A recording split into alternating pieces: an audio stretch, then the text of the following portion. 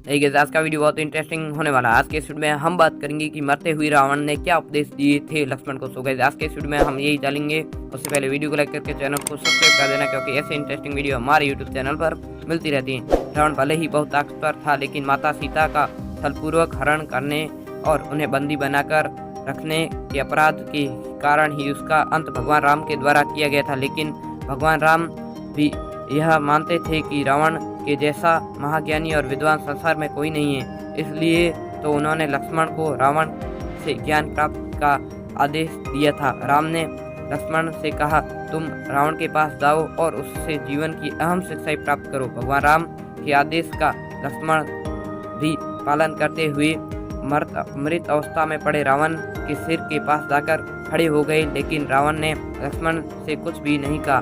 लक्ष्मण राम के पास जाकर बोले, प्रभु मैं बहुत देर तक रावण के पास खड़ा रहा, लेकिन उसने कुछ भी नहीं कहा।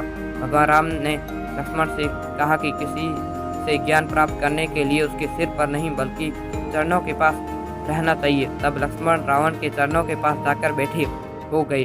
उसके बाद रावण ने लक्ष्मण को उस अंतिम समय में जीवन से जुड़े दृढ़ उपदेश दिए। रावण द्वारा बताई इन बातों का महत्व आज भी है और हर किसी को इसे जानना जरूरी है। राम ने क्या उपदेश दिए लक्ष्मण को।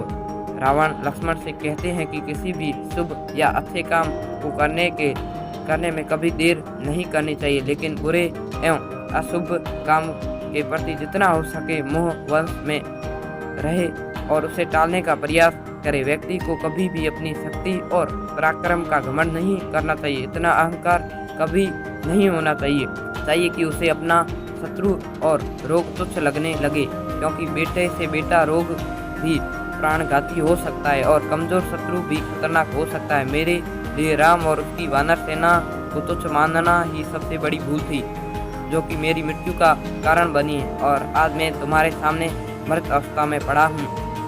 रावण ने तीसरा उपदेश देते हुए लक्ष्मण को ज्ञान की बात बताते हुए कहा कि व्यक्ति को शत्रु और मित्र के बीच पहचान करने की परख होनी चाहिए। हमारे सबसे बड़ी भूल यही होती है कि हम अपने शत्रु को मित्र समझ लेते हैं, और जो कि बाद में हमारे शत्रु साबित हो जाते हैं।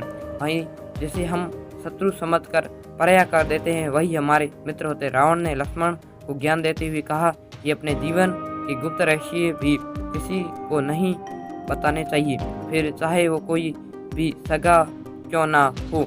लंका में रहते हुए विभीषण मेरा सबसे प्रिय था और मेरे उसे अपने सारे गुप्त राज बताए थे, लेकिन जब वह राम की शरण में गया तो उसने मेरा विनाश का कारण बन गया। सो गाइस ये था आज का अपना वीडियो को लाइक करके चैनल को सब्सक्राइब कर देना, क्योंकि ऐसे इंटरेस्टिंग वीडियो हमारे यूट्यूब चैनल पर मिलते रहते हैं।